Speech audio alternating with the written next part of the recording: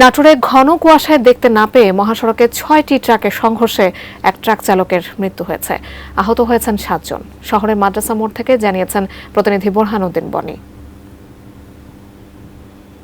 ঘন কুয়াশায় দেখতে না পেয়ে মহাসড়কে ৬টি ট্রাকের সংঘর্ষের ঘটনা ঘটছে। এই ঘটনায় এক ট্রাক চালকের মৃত্যু হয়েছে এবং অন্তত ৭ জন আহত হয়েছে। আহতদের নাটোর সদর হাসপাতালে ভর্তি করা হয়েছে। এ সময় নাটোর বগুড়া মহাসড়কে যান চলাচল বন্ধ হয়ে যায়। আজ সোমবার সকাল ৭টার দিকে সদর উপজেলা নাটোর বগুড়া মহাসড়কে ডাল সড়ক এলাকায় এ দুর্ঘটনা ঘটে। নিহত ট্রাক চালক মোহাম্মদ হোসাইন ঝিনাইদহ জেলার কালীগঞ্জের মৃত সিদ্দিক বিশ্বাসের ছেলে।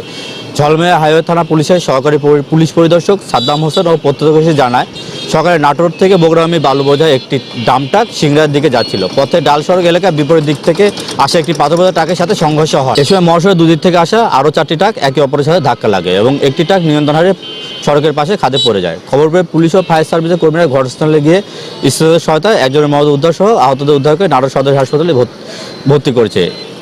এদিকে দুর্ঘটনার পর থেকে নাটোর মহাসড়কে যান চলাচল বন্ধ থাকলেও কিছুক্ষণ আগে যান চলাচল স্বাভাবিক হয়েছে। নাটোর থেকে বোরহানউদ্দিন বনি।